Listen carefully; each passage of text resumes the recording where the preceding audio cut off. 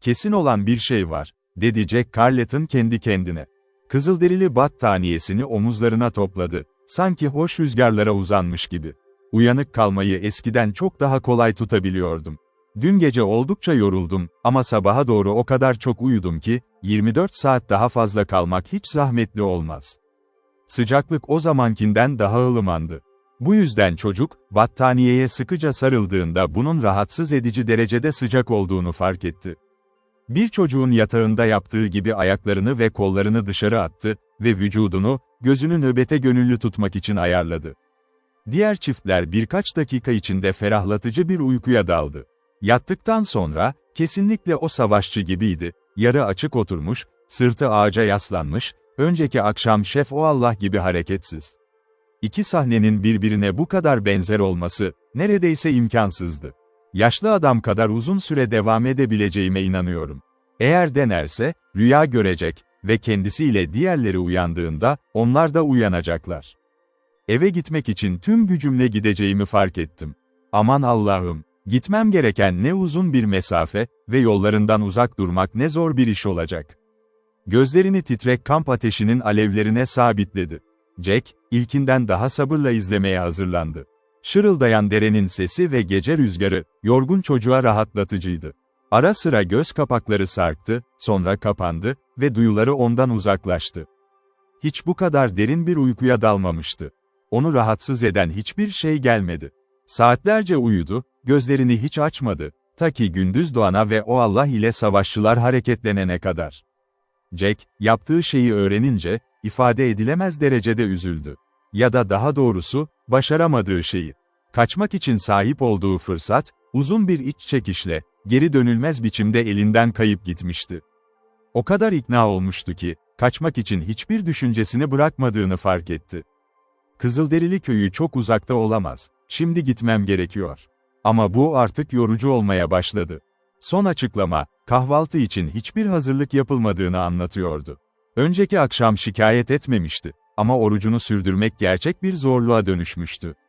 Ancak yapacak bir şey yoktu, mırıldanmadan teslim oldu. Artık birbirlerinin izinden yürüme numarası yoktu. Parti, yorgun yayalar gibi sırtı tırmanırken sürünüyordu. Kimse tek bir esirle ilgileniyor gibiydi. Muhtemelen bunu yapma çağrısı yoktu. Özgürlük için kaçmak isteyebilirdi, ama izin verdiklerinden daha öteye gidemezdi.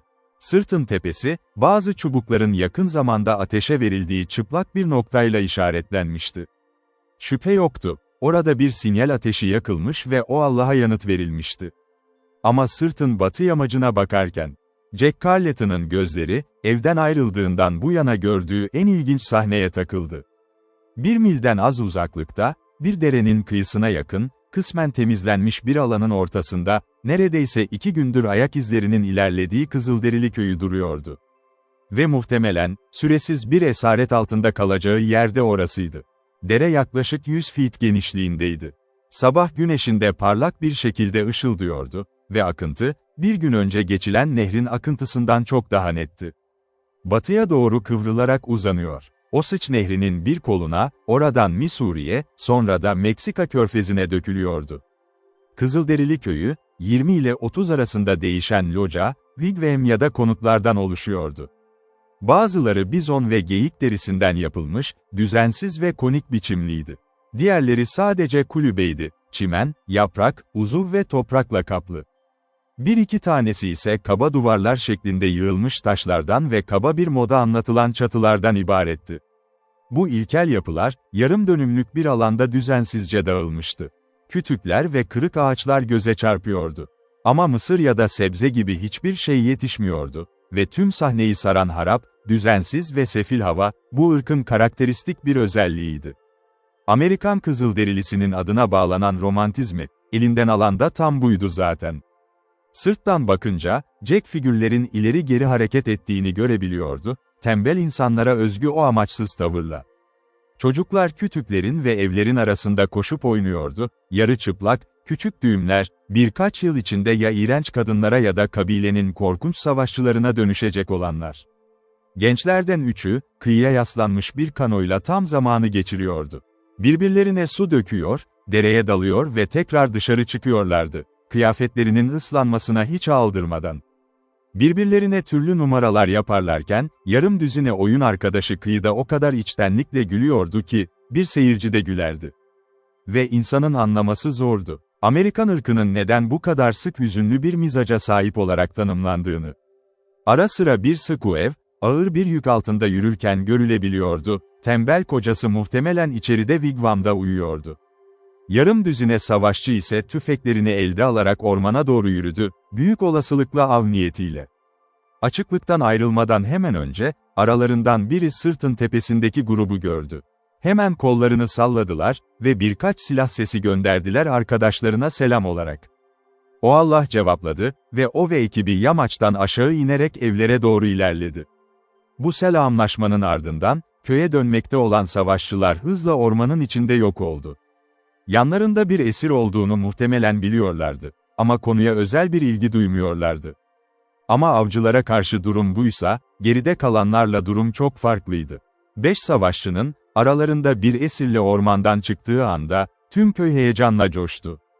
Kadınlar ve çocuklar koşarak ilerledi, adamlar wigwamlarının girişine geldi ve bazıları konuyu daha yakından incelemek için dışarı çıktı. Jack Carleton için zorlu bir andı. Önceki gün yaşananlar zaten yeterliydi.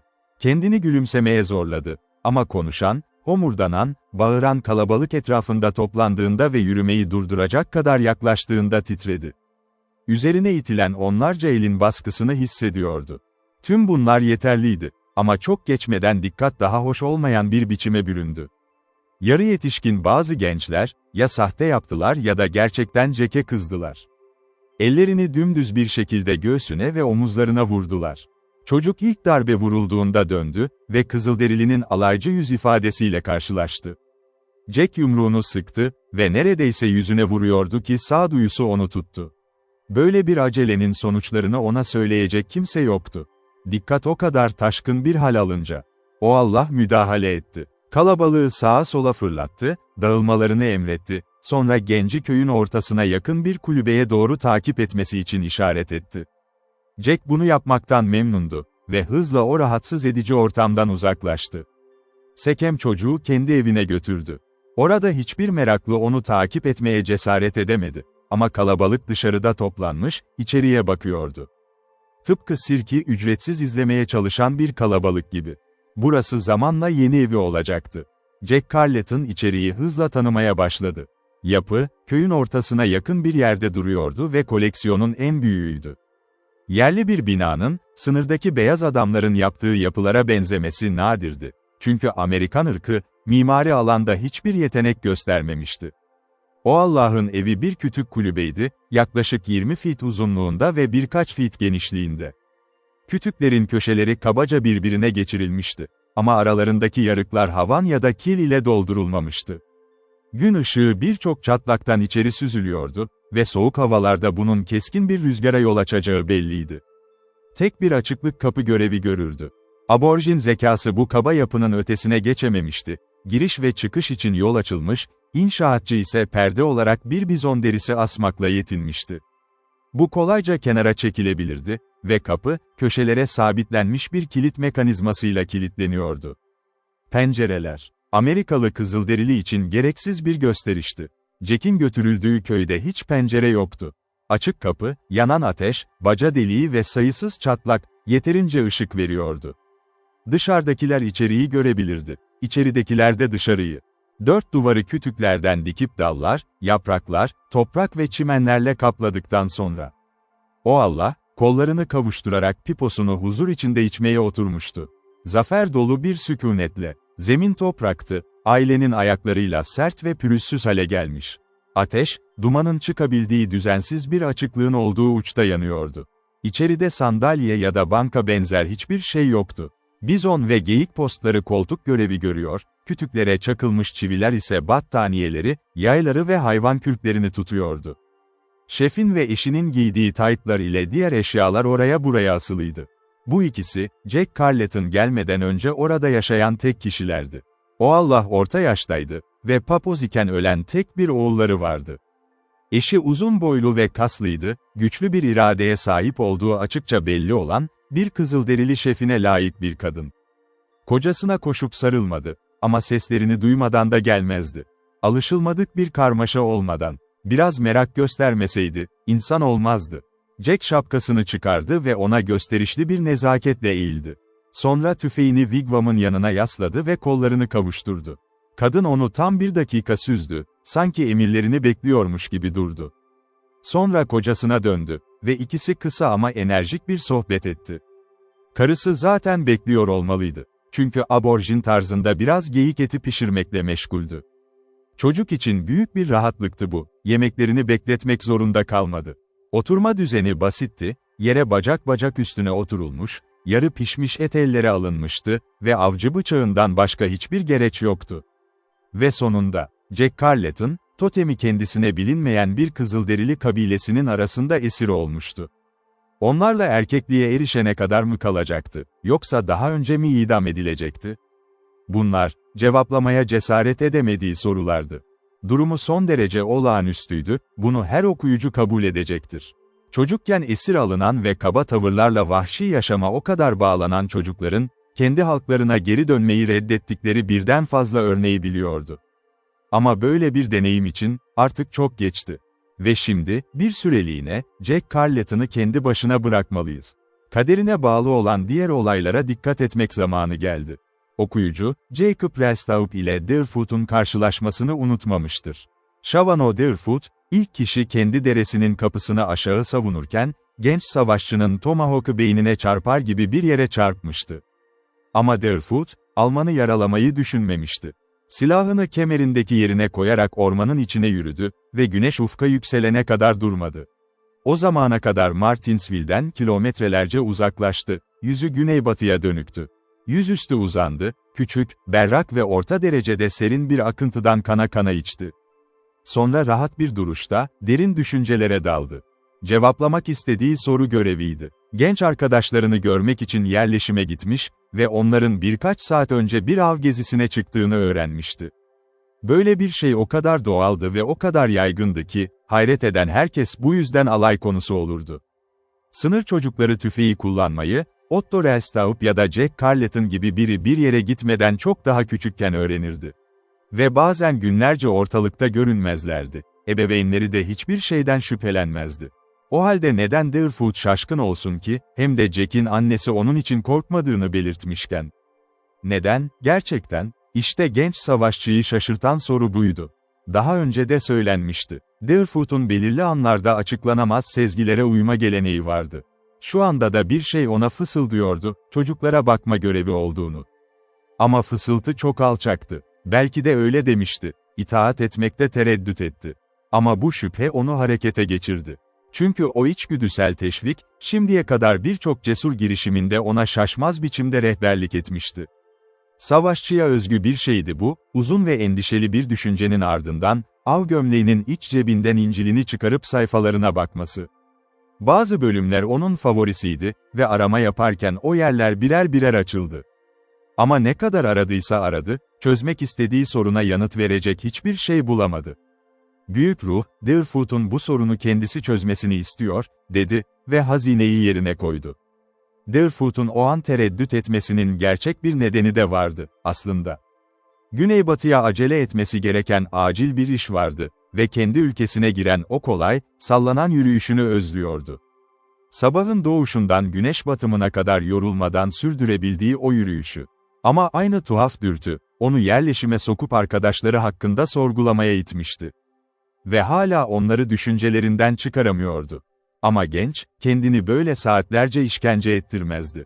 Sonunda ince dudaklarını sıktı ve mırıldandı. Deerfoot birkaç gün içinde dönecek ve o zaman kardeşleri hala gitmişse, onları avlayacak. Tatmin edici bir sonuç değildi. Ama ardından her zamanki hızıyla yola koyuldu. Yerden tam kalkmak üzereydi ki, keskin kulağı hafif bir ayak sesi yakaladı. Bir anda başını kaldırdı ve suya yaklaşan soylu bir geyiği gördü. Hayvan, böyle ıssız bir yerde avcı olacağını beklemiyordu ve gururla öne adım atıyordu. Sanki vahşi doğanın efendisiymiş gibi. Shavano, geyik 50 feet mesafeye kadar yaklaşınca durdu ve başını kaldırdı, sanki havadan tehlike kokusu alıyormuş gibi. O anda Deerfoot, bir sıçrama tahtasından fırlamış gibi yerinden kalktı. Hafif bir çığlıkla doğrudan hayvana koştu, kollarını sallayıp sağa sola zıplayarak en iğrenç bir biçimde. Ormandaki hayvanlar pek azdır. Geyikler, ayı, Amerikan kıtasının her bölgesinde bulunan türler gibi. Bak, toynaklarında hızlıca döndü ve ağaçların arasından ok gibi fırladı, çalılıkların arasından geçerek, engellerin üzerinden atlayarak. Sıradan bir avcı belki bir atış yapabilirdi ve sonra hayvan kanat çırpan bir kuş gibi kaybolurdu. Ama bu an, Deerfoot için olağanüstü hızını sergilemeye mükemmel bir fırsattı ve bunu hakkıyla değerlendirdi. Başını geriye atmış, boynuzları neredeyse sırtına yaslanmış halde inanılmaz bir hızla ilerliyordu. Ama 200 yard ileride, sırtının hemen üzerinde aynı hafif, ince figürü gördü. Deerfoot kollarını havaya kaldırıp yeniden bağırdı, sanki onu daha da hızlanmaya teşvik ediyormuş gibi. Ve gerçekten de öyleydi. Deerfoot oyun kadar hızlı koşuyor, hatta daha da hızlı koşabiliyordu. Geyik dik bir yamaçtan zıplayarak önündeki kayalık bir kayayı büyük bir sıçrayışla geçti. Bunu zar zor başarmıştı ki, genç Shavano peşindeydi. Hafif ve zarif bir şekilde, özel bir çaba göstermeden yanına geliyordu. Hayvan, gözleri dehşetle parlayarak, rüzgarın hızıyla uzaklaşmaya çalışıyordu. Ama ne faydası var, savaşçı sarsılmayacaktı. Hiçbir ırkının ulaşamayacağı bir hızla. Sadece geyikten kaçmasını bekleyerek koşuyordu. Yıllar önce, Deerfoot sadece eğlence için en hızlı atlardan birini kovalamıştı ve saatlerce devam etmiş, ta ki atı üzerinden koşana kadar. İşte şimdi de aynı şeyi geyiğe yapıyordu. İlk andan itibaren bir an bile oyunu bırakmamıştı, Tomahawk'ını boyuna saplayacak kadar yakındı. Ama böyle bir şey yapmadı. Yarış adil olmalıydı ve hiçbiri diğerinin üstünde bir avantaj kullanmamalıydı.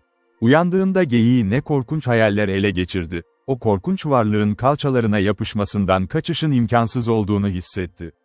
Bunu tam olarak anlayamasak da, sonrasında olanlar tartışmasız bir gerçektir. Yarış, 1 milden biraz fazla sürdü. Kaçak her parçasıyla en yüksek çabayı ortaya koyuyordu. Böylesine muazzam bir gerilim, en iyi eğitimli hayvanı bile yorabilirdi. Ve yaptığı her şeye rağmen geyik, olağanüstü gerginliğini sürdüremeyeceğini anladı. Geride kalıyordu ve kaçışın söz konusu olmadığını bilmemesi imkansızdı.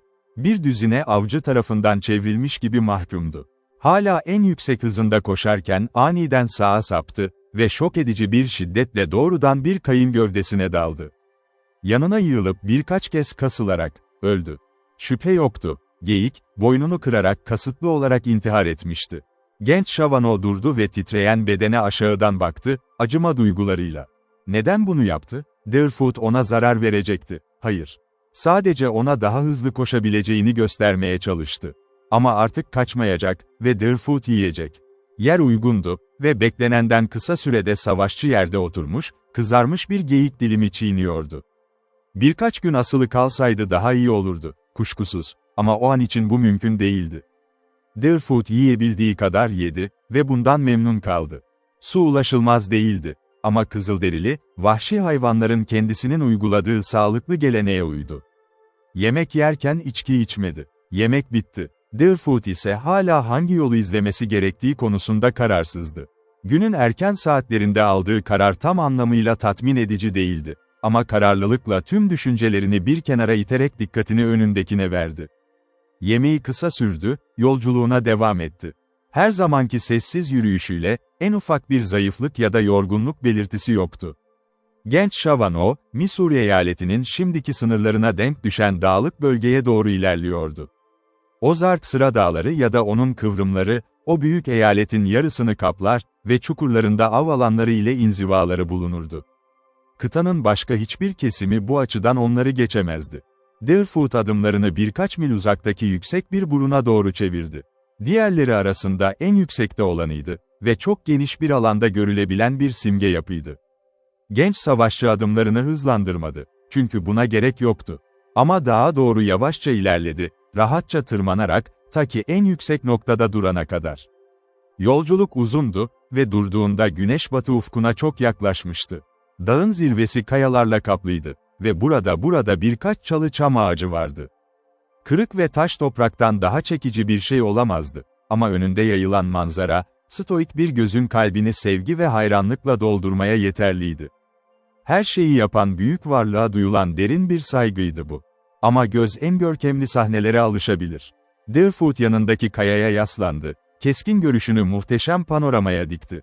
Nabzı en ufak değişmedi. Dağlara, aralarındaki vadilere, kırık arazilere, ormanlara göz gezdirirken, bakışı, tırmandığına benzer başka bir burunda durdu. Birkaç mil uzakta, doğrudan güneyde, neredeyse 200 feet daha yüksekti. Küçük Tenerif gibi bir biçimi vardı. Keskin ve yüksek. Deerfoot'un tavrı açıkça bir şey beklediğini gösteriyordu. Ama sanki bunu görmekten memnun olmayacak gibiydi de. Hiçbir ressam, o güzel bahar gününün sonunda, güneş yerleşirken yükseltiye bakan Deerfoot'tan daha çarpıcı bir resim çizebilirdi. Sağ dirseği kayanın tepesinde, sağ bacağı vücudunun ağırlığını destekliyor. Sol bacağın alt yarısı diğerinin üzerine sallanmış, mokasinin parmağı yere değiyor. Sağ elini kayanın kenarından indirmiş, hafifçe uzun yayını tutuyordu. Duruş, zarif bir kolaylık içindeydi. Apollo benzeri bir görkemliydi bu. Zengin siyah saçlar omuzlarda dalgalanıyor. Tepeye doğru itilen gösterişli kartal tüyleri, parlak siyah gözler, hafif Roma tipli burun, boyunun etrafında renkli boncuk sıraları, av gömleğinin mat sarı rengi, sağ omzunun arkasında titreşen oklar, kırmızı kuşak, bıçak ve tomahawk, sol bileğindeki altın bilezik, püsküllü kenarıyla dize kadar inen av gömleği, taytlardaki parlak saçaklar, güzel mokasinler. Form, uzuv ve özellik, tüm bunlar, şiirsel Hint romanını oluşturuyordu. Ne yazık ki, bu ırkında doğada siyah elmas kadar nadir olan bir romandı. Ama Shavano olan Deerfoot, tam da buydu. Deerfoot Shavano'nun o duraksız, rahat duruşunda gözleri hiç dinlenmezdi. Bir an burnda kalsa da, bakışları hızla sağa ve sola, vadilere, hatta gökyüzündeki bulutların değişimine kayıyordu. Ama asıl dikkatle incelediği, zirveyi. Ta ki kasvet toplayıp onu gözden kapatana kadar. Hava henüz tam kararmamıştı ki en yüksek noktada bir ateş yaktı. Sonra kendini o kadar geri çekti ki bakışlar görüşünü engelleyemedi ve geceye daldı. Karanlık öyle bir karanlıktı ki çevresinin hemen dışında hiçbir şey görünemezdi. Ama beklediği şeyi nerede arayacağını biliyordu, ne kadar istemese de. Tam 1 saat boyunca Shavano hareketsiz durdu, her zamanki gibi güneye sabit bakan bir kartal gibi. Ve o zaman, beklediği şey ortaya çıktı. Uzak dağ zirvesinin tam tepesinden alevli bir okey aniden yıldızlara doğru tırmanmaya başladı. Yukarı, yukarı gitti. Yaz gecesinde roket atar gibi. Giderek yavaşladı, yaşlı bir adam yokuşa ağır ağır çıkar gibi. Yorgunca durdu, bir anlığına havada asılı kaldı. Sanki devam mı edeceğinden, yoksa geri mi çekileceğinden şüphe ediyormuş gibi. Alevli uç döndü ve hızla yere doğru fırladı. Ta ki kaybolana kadar. Muhtemelen sürüldüğü yere 1 metre kadar yakın bir yerde çarpmıştı. Deerfoot çok nadiren heyecan gösterirdi. Büyük tekümseyi ölümcül çatışmaya bıçağıyla meydan okumuştu, ölümle en korkunç biçimlerde defalarca yüzleşmişti. Ama çok nadiren, hatta hiç, kalbi uzak dağ zirvesindeki okey kadar yanma gibi kıpırdamıştı. Hızlıca doğruldu. Gözleri, alevli füzenin göründüğü noktaya kilitleni, kaybolana kadar orada kaldı. Deerfoot'u çağırdılar. Bu olağanüstü sözler döküldü dudaklarından, dağın yamacından aşağı dalarken. Önündeki meselenin yaşam ve ölüm meselesi olduğunu bilen biri gibi. Gerçi Deerfoot, Jack Carleton ve Otto Rellstaub'a Ned Preston ve Wild Blossom Brown'a hissettiklerine benzer bir dostluk kurmuştu. Ama kabul edilmeliydi ki onlar, kaderine bağlı olduğu tek kişiler değildi. Başka bir yerde ve başka bir zamanda açıkça belirtilecek olan, derin bir ilgi duyduğu başkaları da vardı. Sadece bir hafta sonra Deerfoot, yerleşime geldi. Kulübeler topluluğunu birkaç dakika inceledi ve öncülere göz attı.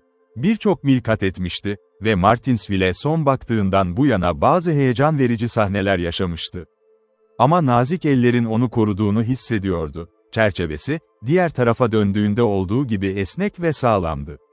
Zayıflık ya da yaralanmadan arınmış. Yanan okey onu dağın yamacından aşağı çağırdığında. Deerfoot, o soruyu çözüp çözmemesi gerektiği konusundaki tereddüdünün son bulduğunu anladı.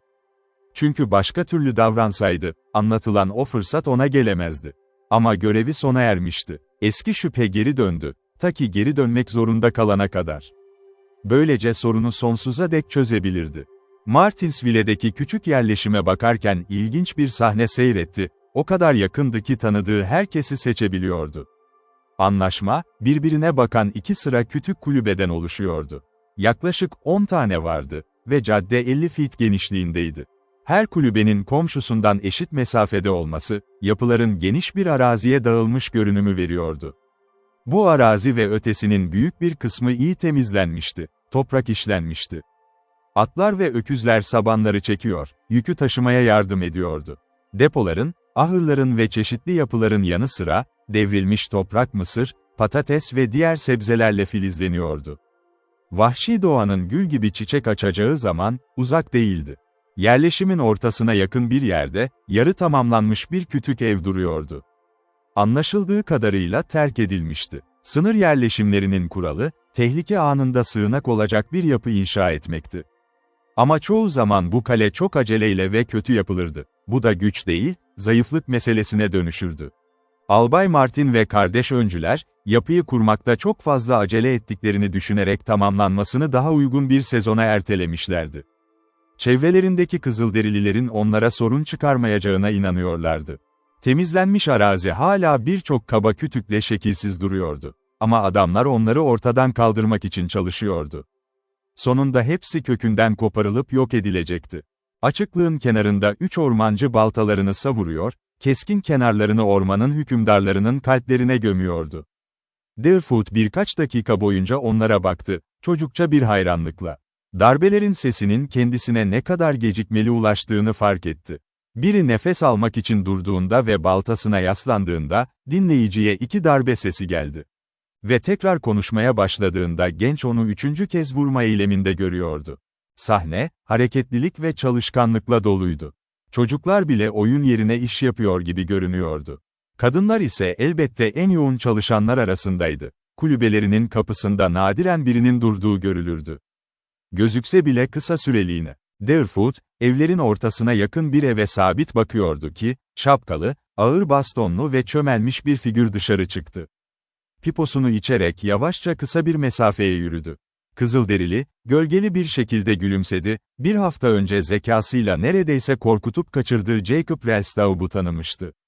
Alman o olayı şüphesiz birçok kişiye anlatmıştı ve gerçek bir saç genişliğiyle kurtulduğunu ısrarla söylüyordu.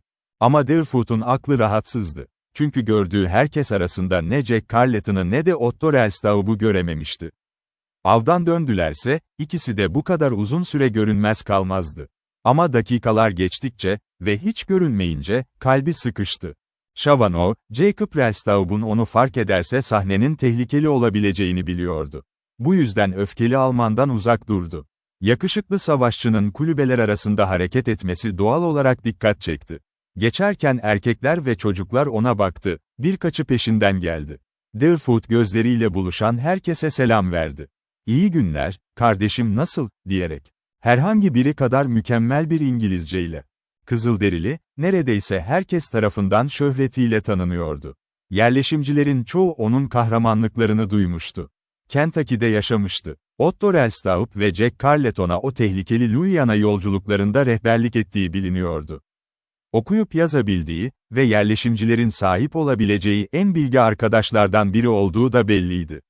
Jacob Relstaub'un anlattığı hikaye büyük bir şüpheyle karşılandı ve genç Chavano'nun sadakatini sorgulayan pek çıkmadı.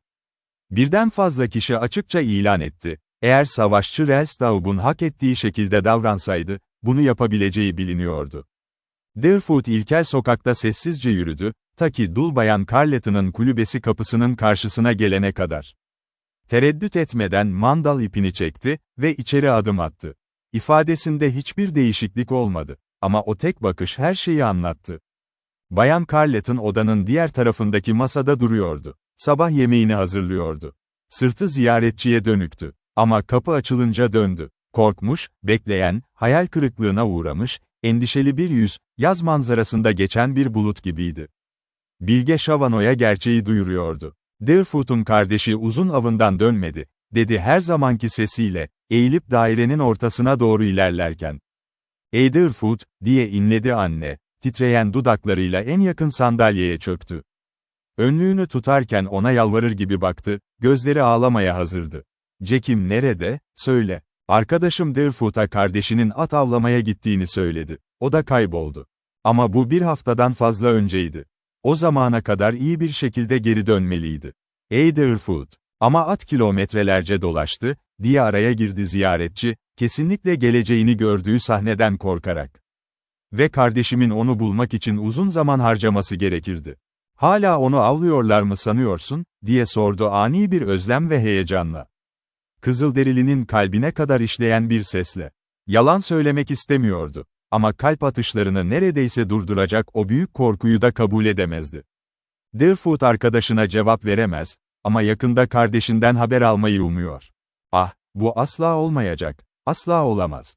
Zavallı Jack'im, artık kederini tutamıyordu. Önlük aniden yüzüne kapandı, beyaz eller gözlerine bastırıldı.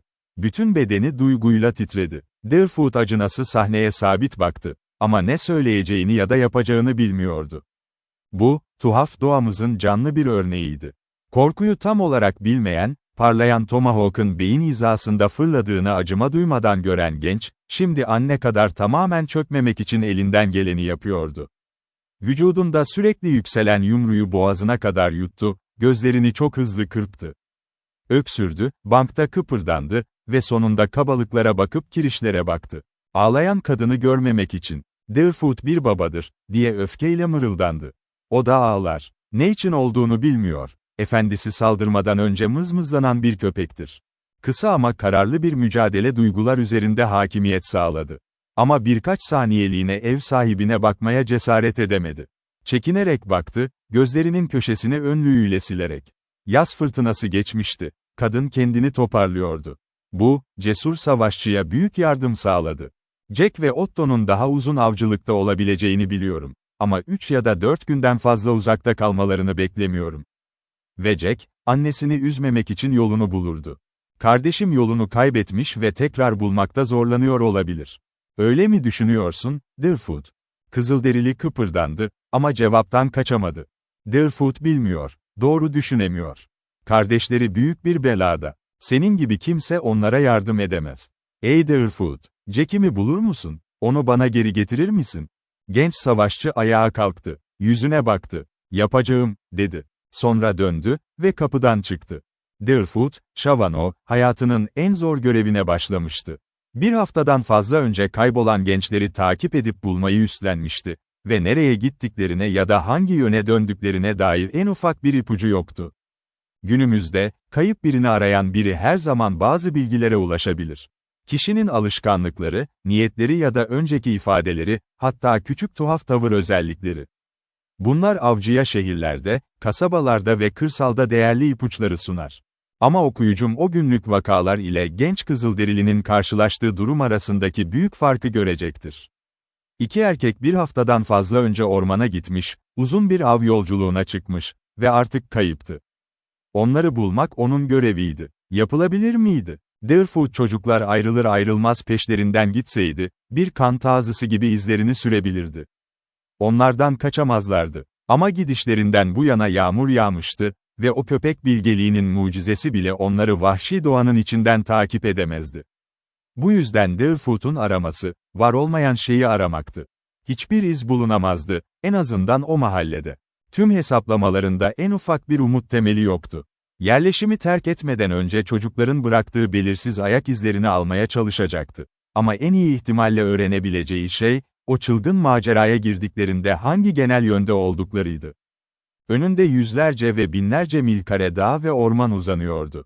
O zamanlar Louisiana'nın geniş toprakları denilen yer. Meksika körfezine kadar, ta ki Rocky dağlarının duvarları tarafından durdurulan batan güneşe kadar uzanıyordu. Bir gençlik ömrü o olağanüstü bölgede dolaşarak geçirilebilirdi. Ama binlercesi arasında en ufak bir iz bulunamazdı. Takip etmesi gereken akılcı bir yol olmalıydı. Yoksa asla başarılı olamazdı. Deerfoot'un, talihsizliğin arkadaşlarının başına geldiğinden en ufak bir şüphesi yoktu. Jack Carleton, uzun süre evden gönüllü uzakta kalamazdı. Annesini yas tutacak bir oğul için bu çok şefkatsizce olurdu. O ve Otto Rellstab, ya Kızılderililerin elinde esirdi, ya da idam edilmişlerdi. Genç Shavano'yu en ufak bir korku bile rahatsız ediyordu. Kentucky'den bu yana yaşananları hatırladı. Shavano'lar en vahşi ve kurnaz kabileler arasında sayılırdı. Nehir kenarına kadar gelmişlerdi. Mississippi boyunca takip etmişler ve iki çocuğu yok etmeye çok yaklaşmışlardı. Martinsville'e yetişene kadar, Oshawanoe'lerden herhangi biri daha da ileriyi teklemiş miydi? Yerleşimin yakınında pusu kurmuş. Jack ve Otto'nun ava çıkmasıyla sunduğu fırsatı mı kolluyordu? Bu soru, Deerfoot'u uzun süre işkence etti. Ama bu tehlikenin olası olmadığını düşündü. Shawanoe'lerin çocuklara özel bir düşmanlık nedeni yoktu. Eğer intikam alacaklarsa, hedef ilk sırada Deerfoot olurdu. Eski düşmanlarından hiçbiri uzun süredir onu taciz etmemişti ve o dönemde de yakınında olmamışlardı. Ama kurnaz Kızılderili, kurnaz beyaz kardeşi gibi, beklenmedik şeyler yapabilirdi. Belki çocukları yakalayıp götürmüşlerdi. Deerfoot'u uzun bir kovalamacaya sürüklemek amacıyla. Tam o esnada avantaj tamamen ona karşı olurdu. Ama böylece açılan varsayım alanı sınırsızdı. Deerfoot saatlerce teoriler kurabilir, tahmin yürütebilirdi ve hala başlangıçtaki gerçeğin dışında kalırdı. Dedektifin karmaşık yapıları, çoğunlukla kum üstüne inşa edilir. Ve en ufak dokunuş yıkabilir hepsini. Deerfoot, çocukların ya esir olduğuna ya da öldüklerine inanıyordu. Kızılderililerin öldürdüğü düşünülürse, kalıntılarını aramak boşuna olurdu. Yalnızca şans bunu başarabilirdi ve bu arama bir asır sürebilirdi. Ama çocuklar götürülmüşse, iz bırakma umudu vardı. Yine de bu sonsuz bir dolaşma anlamına gelebilirdi. Dağlar ve vahşi doğa, böyle bir av, belirli bir plana dayanmalıydı. Ama sonuçsuz bir Deerfoot'u tatmin etmezdi. Çocukların, vahşi doğanın derinliklerinde yalnız öldüğü ihtimali, hiçbir insan gözünün bir daha onlara bakamayacağı gerçeği, zihnini kuşatıyordu. Kaybolmanın sırrını bilen okuyucu, Deerfoot'un gerçeğin etrafında dolaştığını algılayacaktır. Gerçi hala neredeyse aşılmaz zorluklarla çevriliydi. Kızılderililerin elinde olduklarına karar vermesi gerekiyordu. Ama hangi kabile? Bu soruyu yanıtlamak, neredeyse sonsuz bir aramanın ilk adımıydı. 1778 sonbaharında, 5 yaşında küçük bir kız. Francis Slocum, Wyoming Vadisi'ndeki evinden çalınmış ve Delaware Kızılderililerince götürülmüştü. 59 yıl boyunca arama az ya da çok ciddiyetle sürdürüldü. Binlerce dolar harcandı, düzinelerce kişi aynı anda batıdaki kabileler arasına daldı. Dost Kızılderililer arasında yolculuklar yapıldı. Ama arayanlar çoğu zaman ona birkaç mil mesafeye yaklaştı, hiçbir ipucu yakalayamadan. Yarım yüzyıldan fazla bir süre sonra, tüm umut terk edilmişken, tamamen tesadüf eseri gerçek ortaya çıktı. Deerfoot'un olağanüstü izcilik yeteneğini kabul etsek de, imkansızı yapamazdı. 100 yıl boyunca Amerikan kıtasını dolaşabilirdi, ama bu sürede arkadaşlarına ne olurdu? Çocuklar Shawanoe'lerin, Miami'nin ya da Delaware'lerin elindeyse, Mississippi'nin çok doğusundaydılar. Wyandotlarla birlikte ise, su babasının doğusunda, Erie Gölü civarında. Ojibwalarla birlikte ise, Huron Gölü boyunca kuzeyde. Ottawalarla aynı kuzeyde, Michigan Gölü kıyılarında. Potawatomilerin güney kıyısında. Kickapoo, Winnebago ya da Menominee köylerinde, aynı su kütlesinin batı kıyılarının güneyinde. Outagamie ya da Saç, Fox ya da Assiniboine diyarında, en uzun ve en zorlu arayış. Daha ötesi, kıtanın geniş batı kesimi Pasifik'e uzanıyordu. Deerfoot batan güneşe baktığında, dünyanın en muhteşem ülkelerinden birinin kenarında durduğunu biliyordu. Engin bozkırlar, devasa akarsular, olağanüstü dağlar, gelecek yüzyılları bekleyen neredeyse sınırsız alanlar. Deerfoot'un bildiği bir başka şey daha vardı. Rocky Dağları'nın eteklerindeki Kızılderili kabileleri, Mississippi kıyısında beyaz kaşiflerle alışveriş yapmıştı. Amerikan vahşisinin dolaşımı hiçbir zaman dar bir alanla sınırlı değildi. Çoğunluk bunu yapsa da, ırkı, zaman zaman maceralı kaşifler yetiştirirdi. Evlerinden yüzlerce mil uzakta karşılaşılanlar. Önceki birkaç hafta içinde Deerfoot, Ozark Dağları'nda iki savaşçıyla karşılaşmıştı. Bir bakışta uzun mesafeden geldikleri belliydi. Muhtemelen o bölgeye daha önce hiç gelmemişlerdi. Birbirlerinin dilinden tek kelime anlayamıyorlardı, ama işaret dili, Kuzey Amerika Kızılderilileri arasında evrenseldi. Kısa sürede eğitimli dilsizler gibi sohbet etmeye başladılar. Deerfoot'un şaşkınlığına, bu adamlar Mississippi'ye kadar gidiyorlardı. Görevlerini tam olarak açıklayamadılar ya da açıklamak istemediler. Ama Deerfoot bunun batıda henüz ortaya çıkmamış olan uygarlığı merak etmekle ilgili olduğunu düşündü. Yabancılar biraz çekingendi ve şüpheciydi. Ama genç Shawanoe'ye zarar vermezlerdi. O da onlara yalnızca dostluk gösterdi. Bu insanlardan, o zamandan beri dünyaya aşina olan o harika bölge hakkında az da olsa kaba bilgiler edindi. Bu nedenle Deerfoot'un korkusu şuydu, bir Batı kabilesinin çocukları yakalaması ve tam o saatte onlarla birlikte Pasifik'e doğru itmeleri. Gerçeği öğrenin demek, uzun zaman alabilir. Ve bu gerçek, çoğunlukla acı bir hayal kırıklığı olurdu. Bu parçalı anlatımdan okuyucu, Deerfoot'un karşılaştığı neredeyse sonsuz güçlüklerin bir fikrini edinebilir. Ama eğitimli bir dedektif gibi, çok değerli zamanın boşa gittiğini görüyordu. Hemen başlamak gerekiyordu ve ilk adım somut bir şeye dayanmalıydı. Yoksa sonuç vermezdi. Şans unsuru bu tür sorunlarda belirleyici bir rol oynardı. Ve şansın yetenekten daha güçlü bir yardımcı olup olmadığı sorgulanabilirdi. Yerleşimden ayrıldıktan sonra Deerfoot, doğal olarak yakın çevrenin en iyi manzarasını sunan yüksekliğe tırmandı ve bu düşüncelerinin odaklandığı sahneye bakıyordu. Bu bölümün önceki kısmına kadar aradığı şey, bir başlangıç noktasıydı. Nereden başlayayım, sorusu cevapsız kaldı, ta ki Güneş Meridyan'ın yarısına gelene kadar. Genç savaşçının asıl bakışı güney ve batıya dönüktü. Gölgeli ipucunu orada araması gerektiğini ve başarıya ulaşmayı dua ettiğini hissediyordu. Birkaç mil güneyde bir kamp ateşi yanıyordu, mavimsi duman berrak gökyüzüne karşı hareketsiz yükseliyordu. Aynı mesafede güneydoğuya doğru başka bir kamp ateşinin hafif bir belirtisi, güneybatıda ise bir diğeri. Bu sonuncusunun dumanı o kadar ince ve solgundu ki, deneyimli Şavano gözü, önceki geceyi orada geçiren grubun sabahın erken saatlerinde ayrıldığını ve ateşin yavaş yavaş söndüğünü anlayabildi. Görünüşe göre Deerfoot'un yapması gereken şey, ya bir ya da tüm kampları gezip ipucu aramaktı. Şans binde birdi ve belki de hiç bulamazdı. İlk olarak hangisine gitmeli? En cesur adamın doğasında bile bir batıl inanç vardır. Deerfoot'un cesur ve derin dindar doğasında da, çocukken bazı açılardan batıl inançlı olduğu doğruydu. İncil'den kesin bir yön alabilmek istiyordu. Ama ilkelerinden biri şuydu, büyük ruh onu yalnızca niyetinden sorumlu tutardı. Açıkça görev olarak gördüğü şeyi yapmak ya da yapmak istemek, kendi kararıydı. Av bıçağı kemerinden çıkarıldı, ucunu baş parmağı ve parmağı arasında tuttu. Başının üstüne bir çubuk gibi fırlattı. Yukarı çıkarken döndü ve yere çarptığında kabzasına indi. Deerfoot aletten yukarıdan baktı. Uç, en batıdaki kamp ateşine doğru çevriliydi.